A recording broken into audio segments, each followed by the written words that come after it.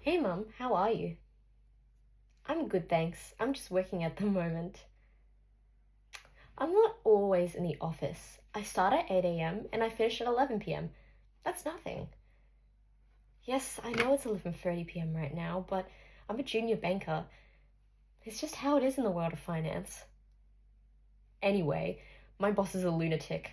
I need to get off the phone. Okay, love you, bye.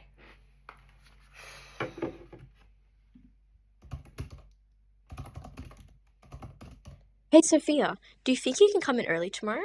Or maybe even stay back a little later tonight? Oh, sure, why not? Good. Just don't tell HR about any of this, alright? Yes, of course. Anything you want. Great. They honestly don't need to know about your overtime. Well, I guess I need another coffee. Hopefully, I don't have a heart attack. Hey, I'm Chelsea, but can I just say, poor Sophia, am I right? Could you imagine if you were in her position? Feeling as if you have to consistently obey your boss and you're just trying to convince yourself that this is normal? Or imagine if you were her mother in this situation. You're proud of your daughter for working so incredibly hard, but she seems to be overworking, and her boss seems to be a little controlling. This seems like a bad culture. But unfortunately, this is normal at Bank of America. Bank of America is one of the world's largest investment banks, ranking number 2 on the Forbes list of the largest banks in the world by market capitalization. According to its mission statement, Bank of America aims to help make financial lives better by connecting clients and communities to the resources they need to be successful. Bank of America is also notable for their high salaries, averaging $196,000 in 2023. However, despite being one of the most successful in the world in terms of income or market share, Bank of America has recently faced significant criticism in their human resource management, particularly in organizational culture. Now, you may think, why does human resource management matter? If it doesn't generate profit or attract consumers, what is the point? Well, talent is one of the most precious resources for every organization, and often that talent lies within people. Hence why, to sustain business growth and achieve success, organizations must effectively manage their people. And you would think such a large and successful organization such as Bank of America would have successful human resource management. But this is unfortunately not true, as an employee of Bank of America has recently died due to their poor HR management. On May 2nd of 2024, Leo Koukourakis, an associate of Bank of America, died of an acute coronary artery thrombosis. Due to being only 35 years old, an executive recruiter claimed that Koukourakis was working an average of 100 hours per week. This reveal prompted a Wall Street investigation into Bank of America's organizational culture, which provided shocking details about their human resource management. The reports stated that senior bankers kept junior bankers at their desk until 5 a.m. in the morning. One associate stated that he worked over 100 hours per week for one whole month, and on his day off, his boss stated that he needed to go back to the office and work without logging on the hours. Another previous junior associate was also checked into a local hospital due to being so overworked and so dehydrated. However, the associate still chose to take client calls from his hospital bed due to pressures from his senior associates. This death was not the only death related to Bank of America's intense work culture. 10 years ago, an intern in London had died from a seizure after working several all-nighters in a row. This death prompted new rules such as the banker diary, whereby if employees worked more than 100 hours per week, they were able to access a wellness check. But yet again, the Wall Street Journal investigation had alleged that this policy was not properly implemented or monitored. Instead, several junior associates had consistently not logged in their hours to avoid meeting the maximum hours allowed.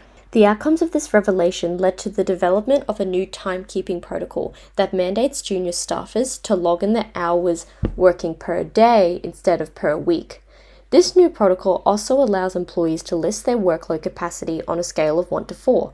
However, we don't know if this protocol will be maintained and properly conducted like the banker diary. This investigation demonstrates the intense and exhausting work environment that supervisors and senior associates are implementing on its junior bankers. This intense culture can easily foster burnout and has actually led to the death of some employees. Can you imagine working for a company like this? As seen with Sophia in the beginning, she is in the office for more than 12 hours a day, from 8 a.m. to almost midnight, and she is pressured to come in early by her senior associate because she believes that's just how it is in the world of finance, where you have to obey your manager or your boss. Even though greater productivity does contribute to greater success, productivity does not always equal longer working hours. If Bank of America really wanted to boost productivity while ensuring that employee well-being is maintained, then the organization must work on changing its corporate culture. As stated by David Cummings, corporate culture is the only sustainable competitive advantage that is completely within the control of the entrepreneur. So what can Bank of America do? Well, according to Diane Hamilton, changes to promote greater organizational culture don't have to be large changes. They can be small, and sometimes they don't need formal approval. As stated by Dr. Hamilton from the Forbes list, Dr. Hamilton argues that the best tactic to foster a positive work culture is to create safe spaces for ideas to allow employees to voice their opinions. Employees should be allowed to address their concerns and make recommendations to improve the organization. This can allow employees to feel valued and respected instead of feeling controlled or lesser than other individuals. It is evident that Bank of America's employees are overworking. So to address their poor work-life balance, it is recommended that Bank of America implements flexibility in working conditions, which can significantly boost productivity. According to Forbes, 71% of remote workers state that remote work fosters a greater work-life balance. Hence, it is recommended that instead of encouraging employees to come to the office 5 days a week, perhaps Bank of America can have a hybrid model for its junior associates. However, flexibility doesn't just mean location, as flexibility can also be offered through scheduling. For example, Bank of America can offer employees flexibilities in the days and hours they wish to work. So if one employee wanted to work 9 to 5 Monday to Wednesday, Bank of America can offer that employee the option to work 12 to 13 hours on Thursday and maybe 3 to 4 on Friday. This allows employees to have the flexible option to choose how many hours per day they wish to work. In addition to flexibility, another tactic to boost positive organizational culture and productivity is to simply just incorporate more fun.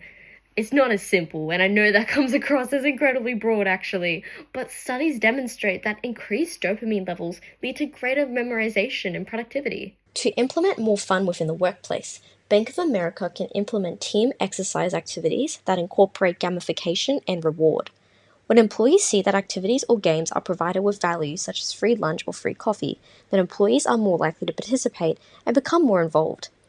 Another way to incorporate more fun into the workplace is to simply have more celebrations. When achieving small or large milestones, Bank of America should consider having gatherings and even parties to celebrate such achievements. This may seem strange, but if you've watched The Office America, Michael Scott, the manager, literally has a party planning committee that hosts birthday parties, Christmas parties, and even Halloween parties. Having celebrations allows for greater employee engagement and morale, which further contributes to a positive organizational culture. Through implementing such policies, Bank of America does not have to force its employees to work such long hours to have more productivity. But flexibility, fun, and allowing employees to voice their opinions can ultimately encourage greater positive organizational culture. Perhaps Sophia doesn't need to stay in the office from 8 a.m. till midnight. Maybe Sophia can work from home some days, make some new friends in the workplace, and can maybe make recommendations to her boss. These changes can be revolutionary to a corporation like Bank of America. Well, thank you for listening to that. But if you were to work in finance, would you work for Bank of America? They have such a high pay, but you have to maybe work such long hours. Maybe you will die.